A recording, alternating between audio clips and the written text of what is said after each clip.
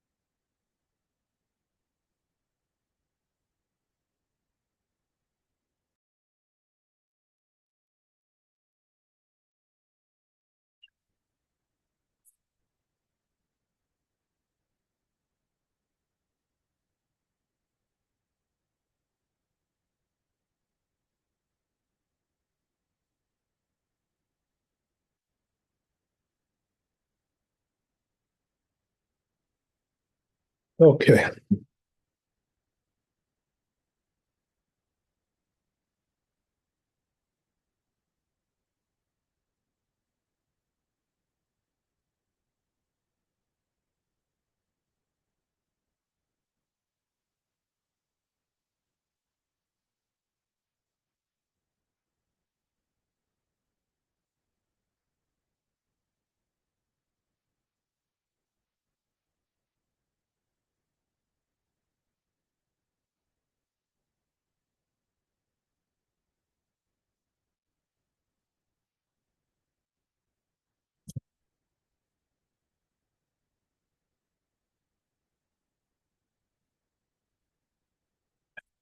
So we're continuing with the laws of Mincha,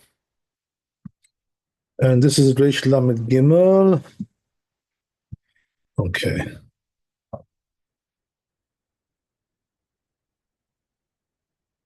So yesterday we did Aleph, and we'll go to Bet.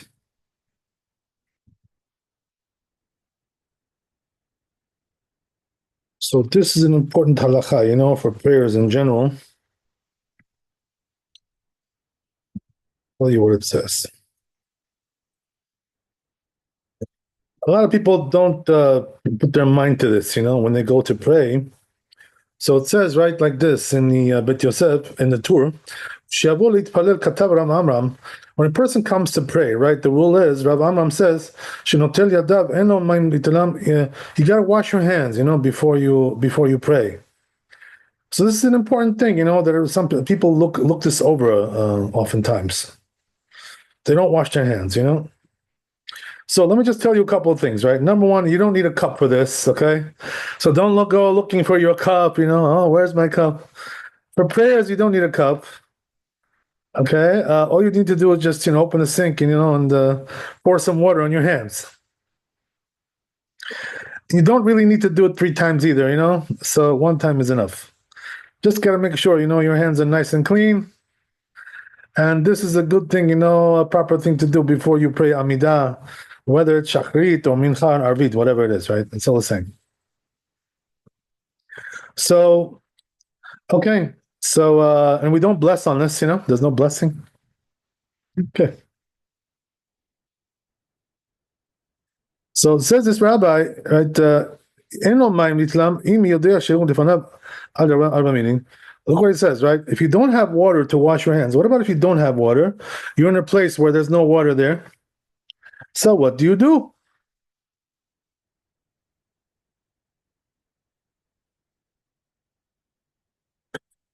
So let's read in the Torah, right? What he says about that. So he says that if there is water, the distance of 4 milin, right, which is, that's pretty long. It's like 72 minutes, right? So he's on the way to come there, to that place. He's traveling, let's say, right? So if he's on the way to there, and he's going to have water within 72 minutes. So he says the proper thing to do is to wait, until you get there. And you wash your hands and then you pray. אפילו אם יעבור זמן התפילה, אבל, right, so he said that's even if the time of the prayers will pass, אבל יותר מדל מילים, but if it's more than 4 מילים, right, more than 72 minutes, יתפלל מיד, you should pray right away, right, don't wait, it's too much. ואל יעבור זמן תפילה, and don't let the time of prayers pass you by. והנה מילה לפניו, that's when he's in front. What does that mean in front? That means he's traveling in that direction, right, so he's going to get there. In other words, he doesn't have to go out of his way, he's going there anyway. That's what it means. But he says, what about behind you, right? So what does that mean? You have to return, to where you were before. So that's more of a hassle, more of an inconvenience, So there, we don't require you to do 4 million, right? 72 minutes, only 1 meal. Right, so that's good enough. 1 meal is enough. How much is a meal? 18 minutes, right? So we only require you to do that much, no more than that.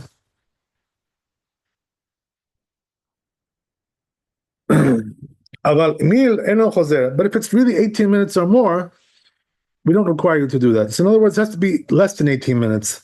Then we do require you to go back and, wash your hands. Okay. Fortunately, nowadays we have water, Baruch Hashem, usually everywhere we are, so there's really no problem with this. You don't have to really worry about it. We have tap water everywhere, right? Even, I was just flying back from Israel. You got water there on the plane, so you can't say there's no water on the plane, so, you can wash. Just go to the bathroom, right? Even though, the bathrooms are not so clean on the airplanes. Sometimes what you should do is like this, close the toilet seat, the lid. And then after you close it, then you can wash your hands, but don't make any blessings over there in the bathroom, obviously, right? So wash your hands in the bathroom and then come out. This is the proper way to do it, on the airplane, So, right, accordingly, right, whatever you may be, you got something there, you got a bottle of water, maybe, whatever. So take a little bit out of your bottle, and wash with that, whatever it is, right, whatever it is you need to do. Try to wash, before you pray.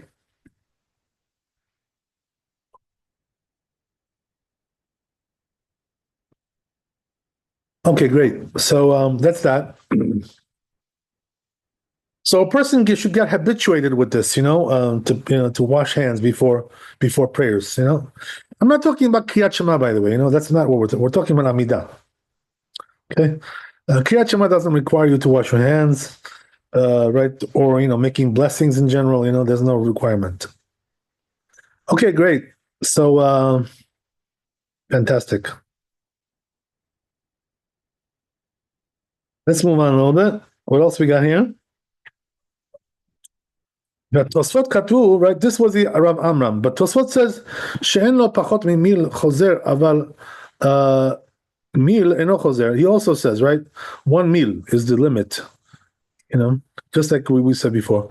But Tosfot Katu she'en lo le'avir zman tefillah kedei letor. Right? So I'm sorry, I was reading the wrong line there. So again, right, Tosfot is telling you differently, right? Which is that don't let the time of prayers pass you by just because you don't have water to wash your hands.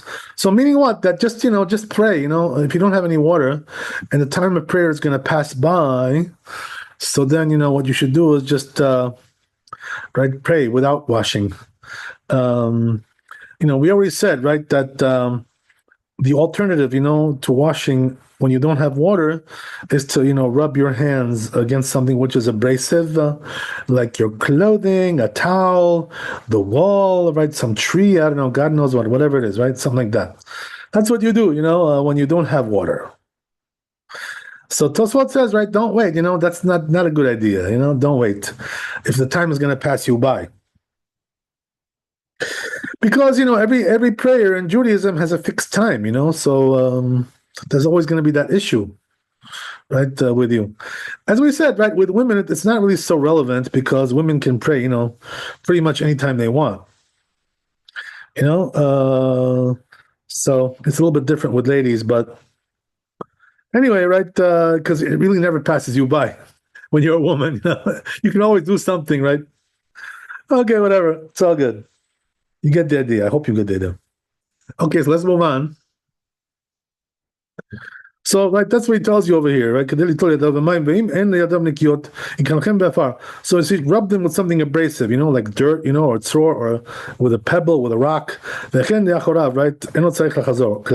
So that's what it says, right? When it comes to going back, you don't have to go back at all. In other words, to return from your trajectory that you were on, and to go back, and you don't have to do that. That's what it says. So Tosfot is more lenient than Rav Amram, right? That's what we're seeing over here. So he says, even if he has time, he doesn't have to go back. So he says, but when it comes to blessing, right? We don't bless on that, as we said, right? Washing your hands for prayers, there's no blessing on that. So don't bless, netilat yadayim or whatever, right? Or nekiut yadayim, there's no alternatively, right? Don't make any blessings like that. So it says only if you went to the bathroom, right? Then you make a asher yatzar, obviously, right? When you come out, right? So if you went to the bathroom, right, and you touched yourself in the private parts, so forth and so on, so you do have to wash your hands. And there you bless, right? What do you bless? Asher Yatzar, right? The truth is, there are some Rishonim hold that you have to also bless Netilat Yadayim, but we don't hold that way. We don't paskin that way, so that's that.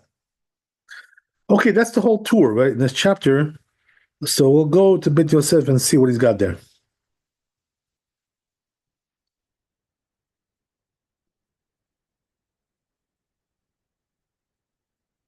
So says Bet Yosef, it brings a source for all these things. Perek Elu Ovrim, right? Whereas it's in Psachim, Mem Amud Aleph, or Perek HaOr Be'arotev, right? Which is in Chulin, Kuf Chav Bet Amud Bet, Legabel Velitfila Niklat Yadayim Arba Minin. So over there it says, right, that when it comes to prayers and, or Netilat Yadayim, you need to do Netilat Yadayim. It's 4 miles, right? So not the miles that we have, right? This is the biblical miles or whatever, right? Talmudic miles, which is 18 minutes. It's more like a kilometer, that's more close to that. 18 minutes of walking.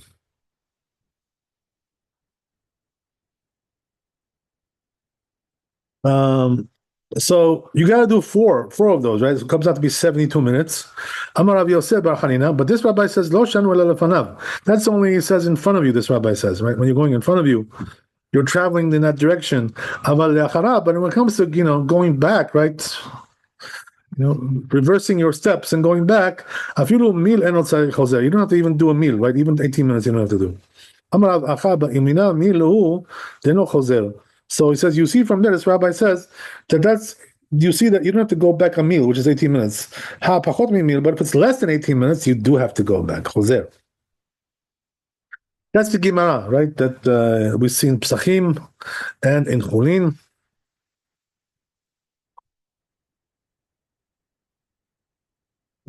Okay, fantastic. So goes on. The Rav Amram Mefaresh, right? How does Rav Amram explain this Gemara? The Perush Aruch, right? Just like the Aruch does. These are the old timers, by the way. These rabbis, right? The older generations, earlier generations, right? Rav Amram is one of the Geonim, and Aruch is like also like close to the Geonim. Pretty much it's like 1,000 years ago. So these are the old timers, from the rabbis, the big rabbis from the old days. And so he brings that down. So they understand this, that it's talking about washing your hands to pray. Right, the Tosfot, right, the So Tosfot, right, disagrees with this perush of Rav Amram. Then so he says, you know what, I like the perush of Rashi more. That's what he says, Tosfot, right? That when it's talking about prayers, it's talking about praying, with 10 people, with a minyan. So it says it was already explained in chapter 90 of the Siman Tzadik Bet, and also this chapter 92. So he says, you know what? Rabbeinu, right, which is the Tur, holds like Tosfot. תוך מה שכתב כאן רבנו בשמם נראה שכל שאינו מעביר זמן התפילה. So he says from the tour, what he writes over here, right, the way it comes out is like this: as long as the time of prayers is not passing by altogether, לחזר אחר המים כדרך שמחזרין אחר שאר המצוות. So then, right, mitzvah, it's a mitzvah to go and, get some water if you can, as long as the time is not passing yet.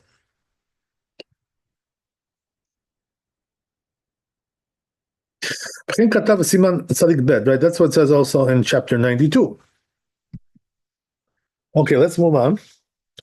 Right, and then we said in the tour that if your hands are not clean, right, and you don't have any water, so what do? Right, rub them against something abrasive. So one of the examples he brings over here, dirt. Dirt is abrasive, right? And also tzor, right? A pebble. Things like this. Aha. So it says Bet Yosef regarding that, that's so he brings the source for this, right? In the Gemara Brachot Tetvav Amud Aleph. Okay, great. As we said, right, don't make a blessing on this washing. It's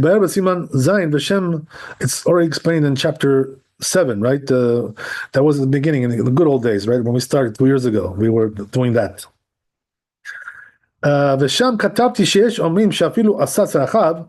there he says, I wrote that even if he went to the bathroom and he wants to pray, you don't bless Netilat Yadayim. You do bless Asher Yatzar. But Netilat Yadayim, you don't have to bless for what? That's a custom, he says. The custom is not to bless, right? Even though, as we said, there are some Rishonim that hold you have to bless, like the Rosh and the Tosfot, but we don't paskin that way. Okay, great. So that's that. And then he brings the next piece from the tour that says like this, right? That when he comes to pray, the person, Amram says, you should wash your hands. So you know what he says? Right? What's the reason why you have to do this, to wash your hands before the prayers? So he says, apparently, right, what it is that your hands are disqualified, to pray until you wash. By the way, why is that? Why are you disqualified? Why do you have to wash your hands? What's the reason for that? Anybody know? So the answer is like this, right? Because the Gemara says, Stam yadayim shniyot, In other words, the rabbis decreed that, like your average garden variety hand, of everybody, right? You and me, right? Everybody we assume that it has impurity on the second degree, shniyot. And this is the reason why the rabbis decreed, to wash your hands before, these kinds of events, prayers and so forth and so on. What I want to tell you is that what is the reason why the rabbis decreed this, by the way? That the hands are assumed to be impure. Anybody know why that is?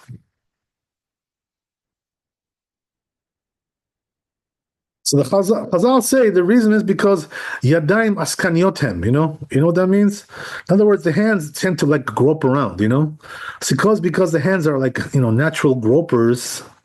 So what happens is they tend to touch things which are impure, This is like, so it's kind of sort of like an assumption, that you must have touched something impure, So that's, because your hands tend to grope around. So because of that, you got to wash your hands, when it comes to these kinds of things. Sanctify yourself before the prayer.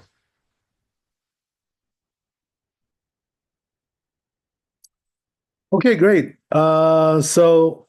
So he says it's not like the Ran, because he writes right in Psachim, Gabe Natal Yadav Betibul Rishon, Tzarich Litol Yadav Betibul Sheni, the Yadayim Shel Sech Hadad Kishirot Lebracha Letfilah. So the Ran holds, right, apparently, right, when he's talking about the issue of the Agadah, right, the things like this, the Haggadah. So he says there, that we don't really assume that your hands are unclean. So that's not the reason why we wash over there. That's what he's saying. V'simon tzadik bet katav rabbeinu irchatz. Right. So in chapter 92, the Torah says over there, irchatz yadav b'mayim im yesh lo. Right. It says if you do have water, you should wash your hands before you pray, as we said. Right. If you don't have water, what do? You got to go looking around a little bit, right? As we said, that's only if he has enough time to pray, right? If the time is going to pass him by, so we said, right, that then we're lenient. We tell him, just pray. Rub your hands against something abrasive and pray now. Why? Because we don't want you to lose the proper time of prayer. Okay, great. As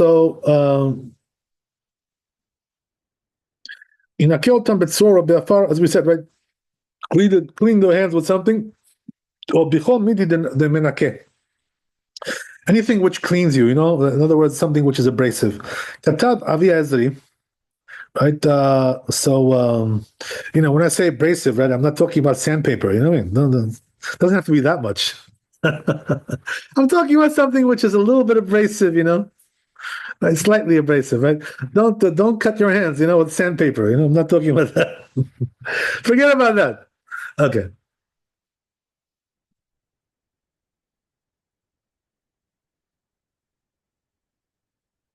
So then he says, right, Katab Avi Azri, right? This rabbi says,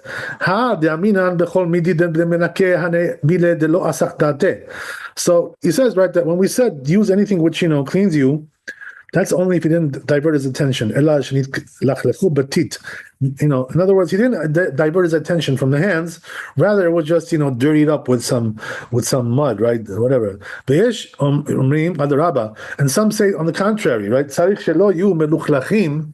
has to be that they're not dirty. So he says, right, that we're not really concerned about diversion of the mind, right? In other words, concentration, right? Diverting your attention. So he said, because that only applies really when it comes to eating meals, but not really when it comes to prayers. We're not that stringent with prayers like we are with meals. Right, so but the Rosh Paskins, don't make a differentiation, they're all the same. So what does that mean? It's all the same, whether it was diversion of the mind or it's just getting dirty. Just use something which, as we said, right, is a little bit abrasive. It cleans your hands, and that's good enough. Adkan is the end of it. Okay. So who said all this? This was Avi Ezri. Okay. Great. So let's move on. So he says this implies that those who say, that we're not really concerned about diversion of the mind, we're not concerned except when it comes to eating. They hold they hold like the Ran. That's the same as the Ran, he says. Okay, great. But he says the Rosh, who says we shouldn't differentiate, right, between one and the other, he argues with the Ran, right? So he's setting up here, right, the opinions of the Rishonim. Very nice to hear, so you can understand who's on first, who's on second, right? Who's on third? Everybody is in an appropriate place, right?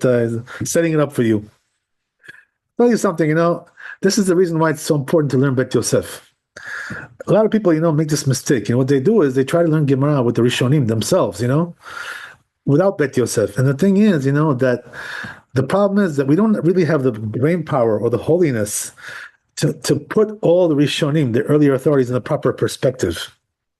I mean? We need somebody to help us with that. We need help with that. We need assistance, And that's why you got to learn a Bet Yosef. Because if you don't, you could misunderstand the Rishonim and get the wrong idea, about what's going on. So you won't know how to do the halakha, to set up the halakha, to paskin the halakha. So, right, again, right, I reiterate, I always say this, I'm habituated to say, right, if you don't learn Bet Yosef, you're not allowed to paskin halakha. Don't get into it. And get into a different profession, right? Go into the insurance business. I don't know, right? If you want to paskin halachot, you got to learn Bet Yosef, right? And not just Yalkut Yosef, right? Asher. That's not enough. Yalkut Yosef is not enough. Is Bet Yosef enough to become? I'm sorry? Is Bet Yosef enough to become a posek? Is The, Bet Yosef man, enough to Rabbi become a Yashem, posek? my rabbi used to say, if you learn Bet Yosef, you don't need Mishnah Berurah, he said. So Wow. meaning you already know what the halacha is. You know what I mean? You pretty much got it. You got it down. So the thing is that sometimes we need the help of the Mishnah Berurah and the Yalkut Yosef, because we don't understand certain things. But in general, as a general rule, once you got the Bet Yosef, you got the halacha in your hands. If you don't have that, you don't have the halacha in your hands. That's it. Bottom line.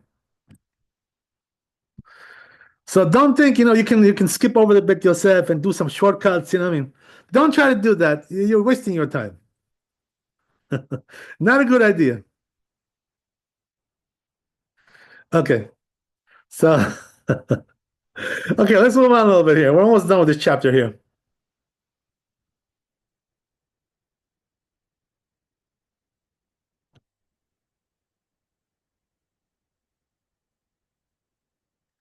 So then he says, "Ve'rosh haya omer she'en lechalek ben," right? Yeah, we said this already. So then he says,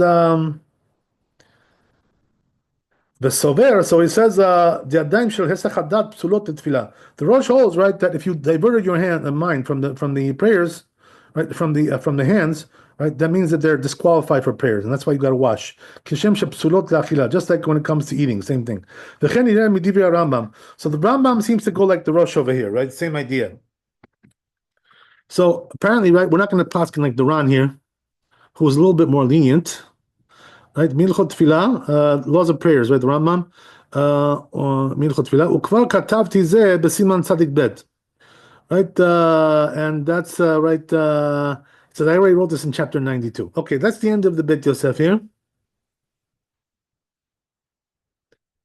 So let's go to Shulchan Aruch, and we're done with this chapter.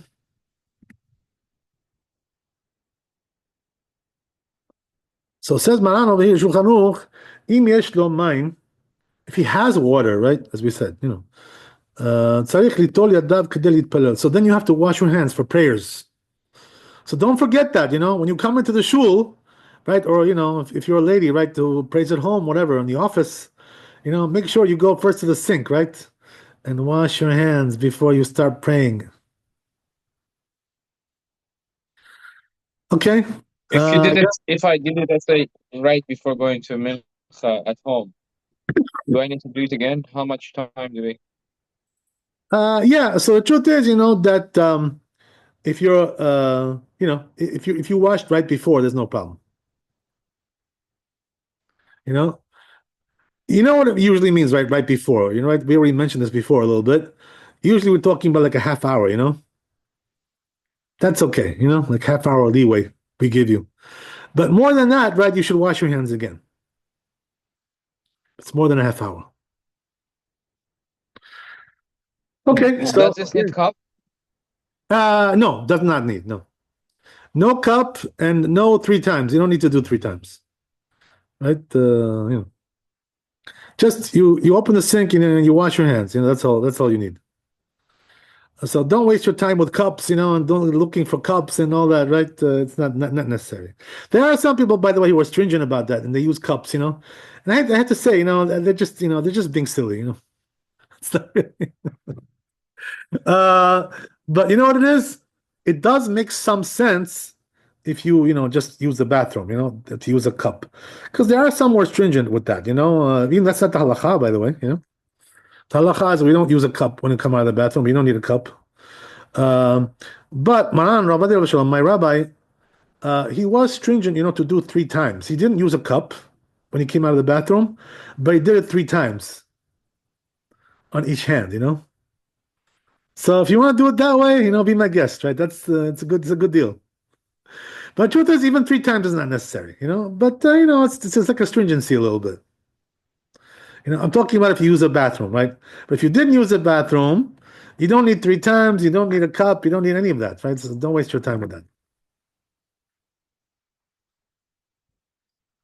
Okay, great. That's fantastic. So let's move on a little bit here. It says, uh, so it says you have to wash your hands. Even though you don't know, that they got soiled or dirty or anything like that, right? You don't remember that they got dirty. But as we said, right, we assume that they are, impure, your hands. That's the assumption. It's a going assumption, right? That's what it says, as we said, right? In the Talmud and the Rambam, as we mentioned, and the Rosh. That's the way they paskin, you know? So therefore, that's the way, that's the way we do it. We assume, right, that there's a problem there, you know? The rabbis decreed. Because as we said, right, the hands tend to grope around a lot. This is the reason why. So then he goes on with the Ramah, right? ואפילו עומד מלימודו, יטול ידיו בתפילת. So this is an important thing what he says here, the Ramah, right? So it says if you even if you're just like sitting and learning, right, in the Bet Midrash, in the Bet Knesset, so you may think, oh, listen, I don't have to wash my hands, I'm learning, but tells you no, even if you're learning, right, once you're going to prayers, you should wash your hands anyway, so take a second, and wash your hands and then pray. Right? What's the big deal? You got not losing anything there. Okay, ואם אין לו מים מוזמנים, אין צריך ליטול. So he says Shulchan Aruch, right? If he doesn't have any water, right, handy there, right, where he is, he doesn't have to wash. So as we said, right, he doesn't have to go out looking around, groping around here, groping there, right, doing some searches, right, looking on, right, Google, where's the water, you don't have to do that. You don't have it, you don't have it, So as we said, right, just rub your hands against something abrasive, right? Then you're good to go, right? You use your pants, use a towel, I don't know, God knows what, whatever it is, right? Something like that, right? Or the wall, a tree, right? As we said, all these things are good. You want to rub against them a little bit with your hands, and you're good to go for prayers. So don't go groping around, looking around, it's not necessary. We don't paskin like that. Okay, there you go. Very simple, right? Very straightforward. So I guess we'll go to the next chapter, right? We still got time. Yeah, we got time. We got plenty of time. So we'll move on. We're getting close to Shabbat. Almost there.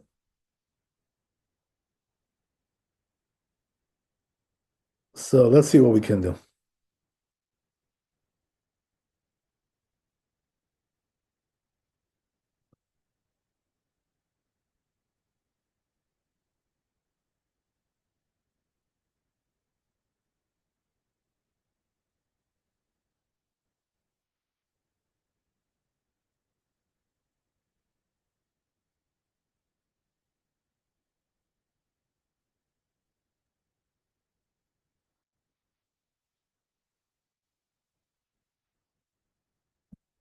Right. So before we get to Shabbat, I see over here we're gonna do also prayer of Arvit, right? We're gonna finish Mincha now, and then do Arvit as well. There are laws of Arvit. That's great. Okay, fantastic. Well, so this is the last chapter of Mincha. Okay, let's see what we got here.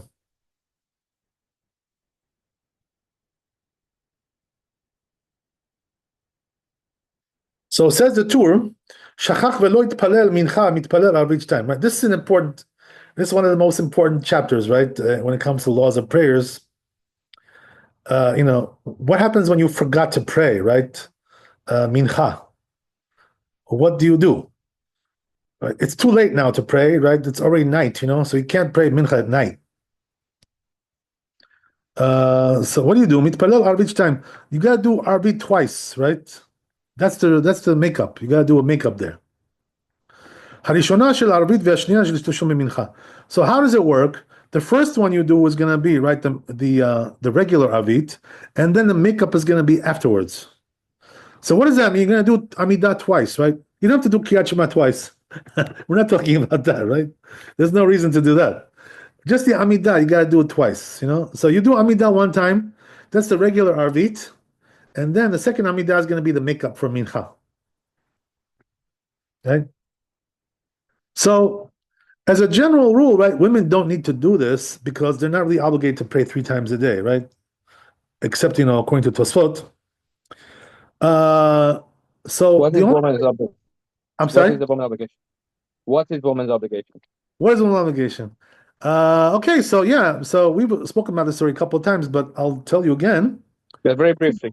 Yeah, it's important to know, of course. No, I'm not pressed for time. Don't worry about that. So anyway, right, there's a machloket in the Rishonim, regarding this. How many times do women have to pray? Why is there a machloket? Because in the Talmud it just says that they're obligated. It doesn't say how many times. In the Mishnah, it doesn't say how many times they have to pray. All it says is they're obligated. So Tosfot understands, that they're obligated like men, 3 times a day. But on the other hand, the Rambam, right, doesn't say that they have to pray 3 times a day. So there are several poskim that interpret the words of the Rambam that once a day is enough. Every 24 hours is enough. The custom by the Sfardim is to do like the Rambam, that interpretation, which is at least once a day. If they can do once a day, that's great. Ashkenazim are a little bit more stringent. The Mishnah Berurah says you should do twice a day. Do also mincha. He says for the women. But he says Arvit they don't have to do. Why? Because it's reshut. It's only optional. But anyway, right? The thing is that I have to tell you, I think I wrote about this one time. I posted, but there are several rabbis who point out something very important, which is that they say that the custom was in many holy families that the women didn't pray at all. Amidah. They didn't pray Amidah at all. So why is that? Because they're so busy with the household chores, taking care of the children, and so forth and so on. They just had no time. So what do you see from there? That if you happen to have a wife like this, okay, who's very busy with the household stuff, and she works also, she has a job, and this and that, and she doesn't do Yamidah even once a day, you know. So what I'm telling you is don't give her a hard time, with this, don't start fighting with her about this. Why didn't you pray? Why didn't you do it? Why didn't you pray Amidah? Why didn't you give her a break? Don't give her a hard time. I mean, they do the best they can. You know what I mean? The women. You know what I mean? We do the best we can. They got a lot of things to do. The women. They're multitasking. Women. So they're jumping from one thing to another. So you got to give them a little leeway. Don't be so harsh with them when it comes to these things. So if you're lucky to have a wife who prays at least once a day, say Baruch Hashem, right? Thank God. That's also an accomplishment for women. That's what I tell you. So that's the way it goes. On the other hand, right? They told us that the wife of Maran, right, Rabbanit Margolit, right, Alea Shalom, she used to pray 3 times a day. She was machmir about this. So right. If you have a wife like that, right, Eshet Chayil, who prays 3 times a day, praise the Lord. This is a holy woman, you know what I mean? It's a holy lady, right? So God, you're a zocha, to find Eshet Chayil. God bless you.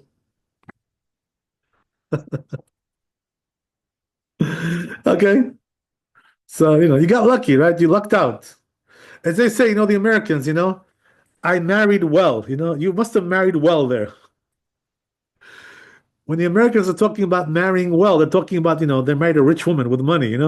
But when we talk about that, we're talking about we married a, holy lady, somebody who's, has kedusha, has holiness, God-fearing lady. That's what it means when you married well. Okay, God bless. That's what it says, right? Eshet Chayil Mimsa. Who's gonna find, right? Eshet Chayil. It's not easy to find Eshet Chayil. You know what I mean? If you're lucky to find one, Hashem, right, give you a big blessing there. Okay, fantastic. So let's move on here. So as we said, right, that the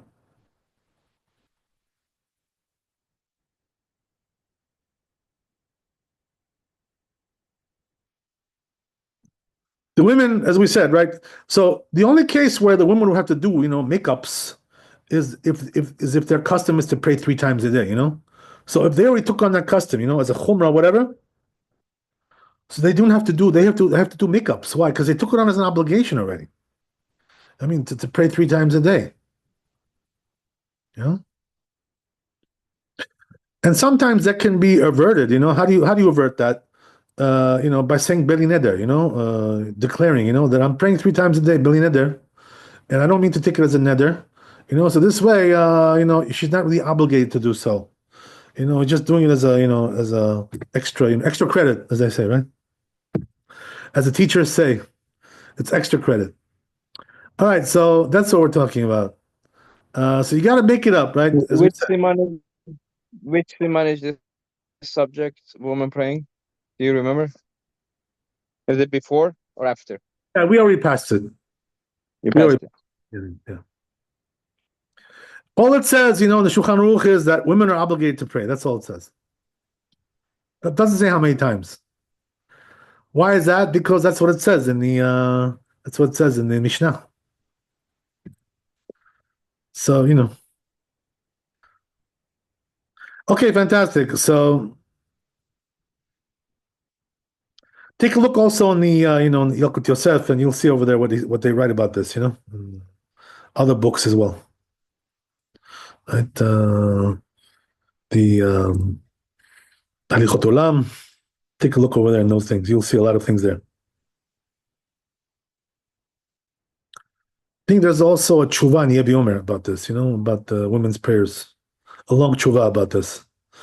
So, so Asher, if you're interested in getting into it, right, be my guest. I have a post also on it, which gives the sources. So if you see my post, you'll see all the sources there. All right. So anyway, it's all good, right? Uh, let's move on. So, as we said, right, do two Arvit if you missed Mincha. And the second one is going to be the makeup. But Davka Shachach. So he says this only applies if you forgot, Aval Hezid, but if you did it on purpose, right, you didn't pray. You cannot make that up. There's no way to make it up anymore, right? Why is that? Because you're a sinner, you did it on purpose. So why did you miss the prayer on purpose? No good. Right, so so the Chazal said, "Gadol avono mineso." Right, his sin is too great to bear. So what does that mean? There's no way to make it up. His sin is too big. You can't make it up.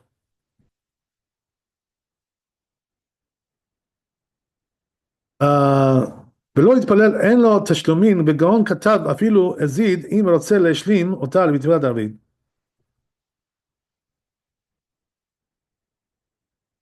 So he says, right, that the Gaon says that even if he did it on purpose, right, if he wants to make it up in Arvit, he says he does have the permission to do so. But he doesn't have the reward of praying on time. You get rewarded more for praying on time than praying not on time. That's the thing.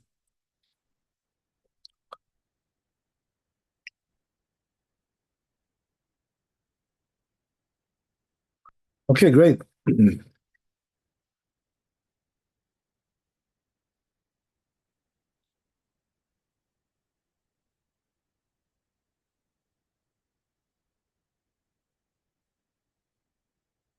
So it could be, by the way, that when he's talking about this, you could do it if you want.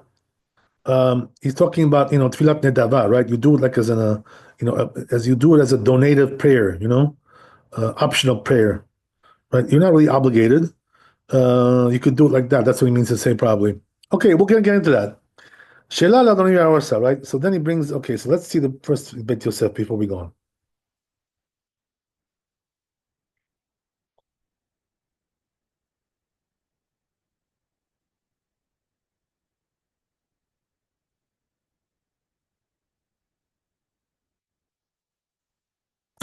So says Bet Yosef. Mhm. No, I'm in the wrong place. Second, please.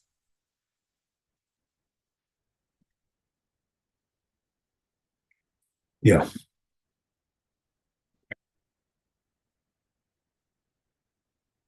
So says Bet Yosef, right, regarding this, he brings it just a source for it, right? Nidber b'siman kufchet, right? So he says this was already explained in chapter 108, right?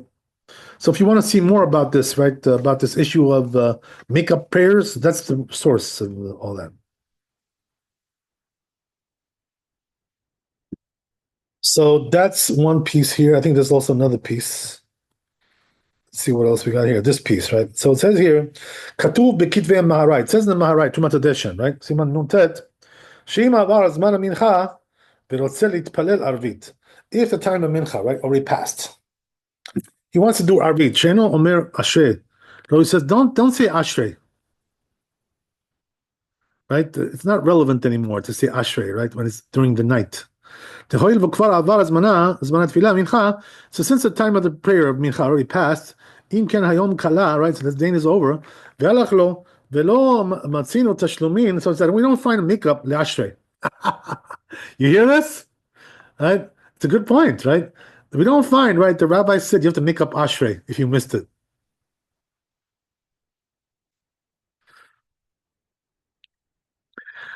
You may think, by the way, that there is a makeup for this. You should make it up. Why is that?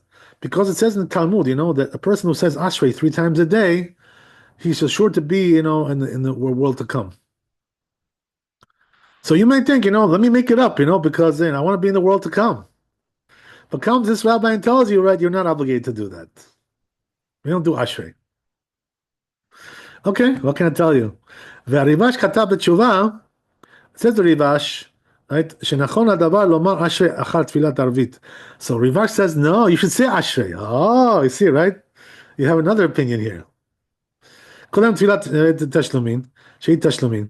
So he says, before the prayer, which is the makeup, לתפילת המנחה, כדי שיהיה בזה הכר שהתפילה היא תשלום. Why? So he says, because this way you can recognize which one is the makeup prayer, because you're saying אשרי beforehand. כדי שיהיה בזה הכר שהתפילה היא תשלום תפילת המנחה, ואין בזה משום עבר יומו כמו שאין כן בתפילת עצמה. So he says, we don't really say, that the day passed, like you lost it, whatever, right? When it comes to Ashrei, Ashrei is not like that. Right? So it's not such a time-bound thing so much, like prayers. So therefore, right, says this rabbi, right, the Rivash, that you should say Ashrei, before you do the makeup. Right. Okay, so we'll see in the Shulchan Aruch, right? What is the custom regarding that? From my recollection, we don't really say Ashrei for the makeup. I never saw anybody who does that. But anyway, let's move on a little bit. One more piece here.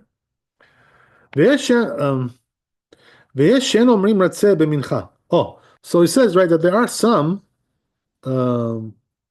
that don't do retzei during mincha time. So let's see in the tour, right, exactly what his language is here. This is something unusual a little bit.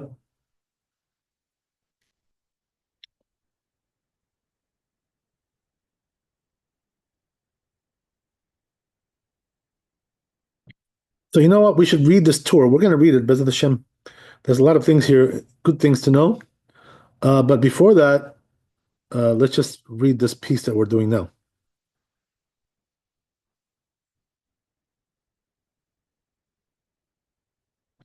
Right, so he explains over here, right, what does that mean? You don't say retzei, אלא מתחילים ואישי ישראל כבר כתבתי למעלה שאין טעם ממנהגם.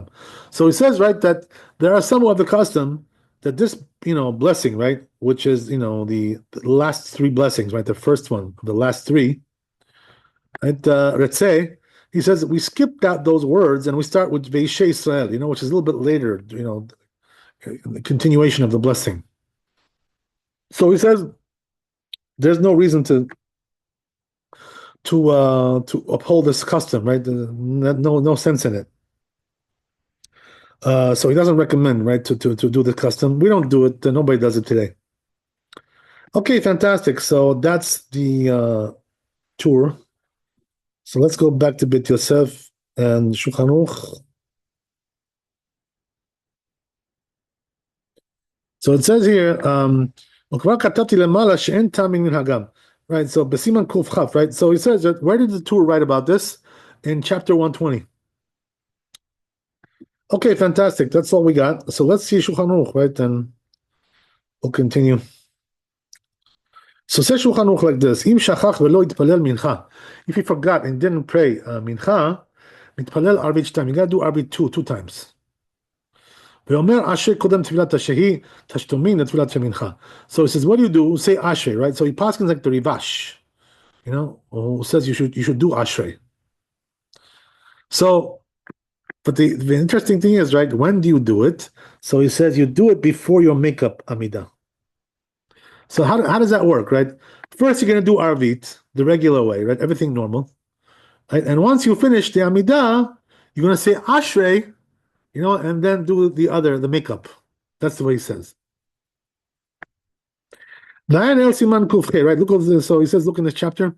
Okay, so that's pretty much the story there, So, right, the basic idea is, right, especially for the guys, right, not the girls so much, but unless they're very stringent about this, right, they do 3 times a day.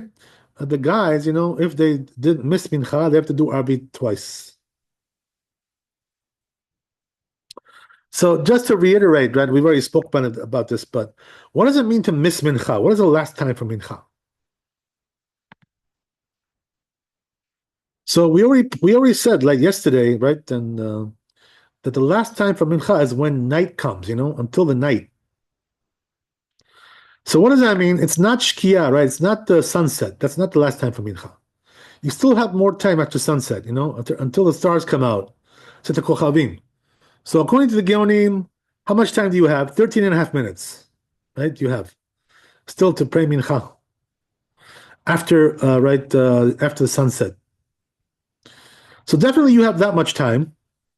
As we said, right, the Gra is a little bit stringent about this, to do like before Shkia, but we don't paskin like that, honestly, we paskin like the Shulchan Aruch and Rama, who say you can do until the night. So don't be too crazy with the Gra, don't go too crazy with that. And on the other hand, right, we have Rabbeinu Tam. According to Rabbeinu Tam, you can pray mincha until 72 minutes after sunset. So, if you want to see, by the way, if people are still doing this, go to Borough Park, right? Flatbush. You're going to find over there those Hasidim, who are praying before the time of Rabbeinu Tam. They're still praying mincha. Right over there, in that neck of the woods over there. So they do have what to rely on, Don't think they're just like they're being silly. Right? Whatever. It's not silly. They have what to rely on. There's a lot of poskim, who apparently the majority of the poskim pass like Rabbeinu Tam, including the Shulchan Aruch and the Rama, by the way. So they have what to rely on. Believe me, they have what. Don't mess with them. But our custom, is to do like the Geonim. We do 13 and a half minutes right after sunset and no more than that. So the question is like this, right? If you're in a tight situation, you missed the time of the Geonim, right? 13 and a half minutes. Right? But you still have time for Rabbeinu Tam. So the question is, should you do mincha or should you do twice arvit, and do a makeup? Which one is better? This is the question, right? So the truth is, in the books of Maran, my rabbi, he writes over there, that you shouldn't do like Rabbeinu Tam. Don't pray like Rabbeinu Tam. And because his point is like this, that the custom nowadays is not like that. And that applies, by the way, especially in Eretz Israel. In Eretz Israel, really, the truth is that like almost nobody does like Rabbeinu Tam. When it comes to prayers, almost nobody does that. To do mincha, 40 minutes after sunset. So because the minhag is not like that, right? That's why he says, you shouldn't do it. I think he's also afraid, that if he would say in his books that you can do like Rabbeinu Tam, like b'diavad, when you miss the time, they would start making like minyanim like that, also, and he didn't want that, the rabbi, because he knew in Eretz Israel, right, custom was not like that. So therefore, he tried to prevent this, from occurring. On the other hand, though, we who live in, in America, we have here, right, Borough Park and Flatbush.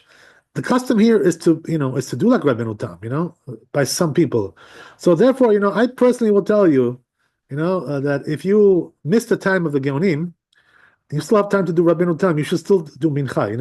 Don't do two arvit. There's no reason to do that, because most of the poskim paskin like Rabbeinu Tam. So you certainly have what to rely on, right? no question whatsoever. Only in a place where there's a custom is not to do like that, you know. So there's a little bit of a question there because you know you're doing against the custom, you know. But that really only applies if you're doing like as in a minyan, you know. But if you're doing it in your house, you know, privacy of your own home, even the custom is not like that. But you know, people don't watch you, you know, so it doesn't really matter so much. So if a person wants to do, you know, like Rabbeinu Tam, not lechatchila, but b'diavad, you know, if he missed it, he can still pray mincha like Rabbeinu Tam. There's no question about that. That's a custom in New York City and also many other places. You know, in Europe, Europe is where the custom comes from. You know, that's where it comes from. So there's no problem with that really. You know, but lechatchila, try to do like the Geonim. You know, so what does that mean? You know, try to finish the mincha, or at least before before sunset, or at least be 13 and a half minutes after, right? Try to do it like that if you know if you can. Don't get into the habit of doing like Rabbeinu Tam every day because that's not the custom. You know, we don't do that. So there you go, right? What if That's the you way have it goes. what if you have opportunity to pray with minyan? Not necessarily Rabbeinu Sam, but Takochavim a later time, like let's say according to Rabban Sion Shaul or other poskim, which Yeah, the truth is is, you more know, than 13 and a half that's already minutes. already in Rabbeinu Tam's territory. You know, right? You know what I mean? But whatever, right? Yeah. So what's your question? Should you wait and pray with Sibur or Yeah, you got a good question pray there. You after? know, I think you can do. Honestly, you know, I think you can do either way. You know, because you have what to rely on either way. Like Yeah. Rabbi Friedman, I think in Queens has a late minyan. Oh, God bless you. Sometimes, God bless you. Yes, yes. On Main Street. Yeah, yeah. yeah, Yeah. So sometimes I look at the I time, personally, you somebody know, late. if I was in that situation, I would pray with Rabbi Friedman. Hmm. That's what I would do. You know what I mean? I'd rather pray with him again. You know, so there you go, right? Even in Queens, you know, we have Hasidim, you know, who are doing like that, like Rabbeinu Tam. So, you know, there's no problem really, you know, just don't get into a habit of doing it every day, you know, and I don't recommend that because it's not our custom, you know. By the Hasidim, by the way, it is their custom, you know, so they have no problem with that. Right? You guys, you know, who've been, you know, in my area, right? You know that we have this famous store, Wasserman's over here, right? The supermarket, right on Main Street. So, you know, I got into a cab with somebody, you know, gave me a ride somewhere, whatever it was. So he told me, he says, I remember in the old days, you know, Mr. Wasserman, you know, the original Wasserman guy, you know, who opened that supermarket. He told me, he said he would, you know, he would close the store, right? Erev Shabbat, like right at sunset. You know, that's what he would do. And he would drive home to Williamsburg, where he lived. He would drive home after sunset, you know, he would drive. Because by then, you know, it's still not Shabbat by the Hasidim, you know, they start according to Rabbeinu Tam. So can you imagine? He would drive home after sunset. Mr. Wasserman. Why? Because he was a chassid. But this is not done in Israel, correct? It's not done in Israel. I'll tell you something interesting, by the way, you know, which is that when the Hasidim came to Israel, you know, they started doing like that, you know, because that's their custom, you know. But you know what happened? The rabbis over there in Israel, you know, objected, you know. They told the Hasidim, they told them, hey, cut it out. This is not the custom over here, you know. You can't do that. So what happened was, you know, because of that, you know, that custom was, you know, pretty much eradicated, you know, in Israel. Because the rabbis over there put their foot down, you know, and they stopped it. They didn't want that custom over there, especially when it comes to Shabbat, you know, which is very severe. So that's the history of the whole thing, right? So, but definitely, you know, when it comes to Shabbat, you know, I'll tell you, right? Don't mess with that unless, right? You're a chassid, you know, that's your custom, right? So you have what to rely on, no problem. You know, you got plenty to rely on. But when it comes to, you know, prayers, you can be more lenient, you know, than Shabbat. Shabbat is more severe, obviously. Yeah. Okay, great. So yeah, that's the way it goes, you know. Rabbeinu Tam. Rabbeinu Tam is, you know, I'll tell you guys, by the way, you know, something, a little bit of a chidush that I have on this, you know. A lot of people, you know, the poskim, they have a problem with Rabbeinu Tam. You know what they say, right? If you look in the sky, right, you see that it really gets dark before Rabbeinu Tam. You know, it's already dark. So then maybe, you know, Rabbeinu Tam is only meant to be used like in the northern countries. You know, where did Rabbeinu Tam live? He lived in France, right, in that area. You know, so that's like very northerly. Right, so they say, he only meant for those areas, where it gets dark late, right? There's the horizon is very northerly there. But they say, but in areas where it's not so, northerly, you shouldn't do that. That's what they say, But the truth is, it's not correct what they're saying. I'll tell you why. Because Maran Shulchan Aruch, he was in Eretz Israel, and he passed like Rabbeinu Tam. And the Ramah, the same thing, right? Okay, the Ramah was in Poland, a little bit different, but right, nevertheless, right, they did pass like Rabbeinu Tam. So, a lot of people ask this question, by the way. What they say, right? How can it be, that Rabbeinu Tam is right? By the way, the Gra argues with him, about this. He has a big machloket with Rabbeinu Tam about this issue. How can it be, it's like it's pitch dark already, 72 minutes after sunset, it's like way, way past pitch dark. So they say, how can he be right, Rabbeinu Tam? How can it be? According to the Mitziut, according to right the facts on the ground. So you know what the answer is? I tell them, you know what the answer is? If you really want to know the answer, why the truth is, Rabbeinu Tam is very, very correct, and nobody can argue with him about this. And I'll tell you the reason. The reason is because, if you look when it comes to the issue of dawn, right? When we wake up in the morning, right? When is dawn? Amud HaShachar, right? That's 72 minutes before Netzach Hama, before sunrise. So you ask the same question over there, right? What are you telling me? 72 minutes before sunrise, it's already day? But I see that I look out the window, it looks like it's night. How can it be day? This is the question. So you know what I answer them? I answer them like this. Oh, my friend, you're missing the point. You know what it is? The rabbis had a tradition about this, it comes from the Talmud. That's 72 minutes, before sunrise. And 72 minutes after sunset, it's still daytime. And you know why that is? Because there is some light that comes through, at that point. But it's not visible to the naked eye, our eyes are not perceptible enough to pick it up. But the light is already there. So where do you get that from? From Amud HaShachar, from dawn, right? Just like by dawn is 72 minutes, also by dusk, right, which is the night, it's also 72 minutes. So don't be surprised, you can't see the light, but it's there. It's just not visible to the naked eye. That's what it is, So you gotta accept it as a tradition. Comes from the Talmud, so don't mess with that, don't say, oh, Rabbeinu Tam, he didn't know what he was talking, he didn't know what he was talking about. It's not only him, by the way, there's 30 Rishonim hold like Rabbeinu Tam, Shulchan Aruch and also the Ramah, they all hold like him, so don't try to say, oh, he made some kind of a mistake. What mistake? You're making a mistake, you don't know what you're talking about. That's what I tell you, Okay, so B'ezras Hashem, we'll continue next time. Thanks for coming, be blessed with wealth and health and happiness. Chazak Baruch, Laila Tov. We'll see you tomorrow. Thank you, Rabbi. All the best.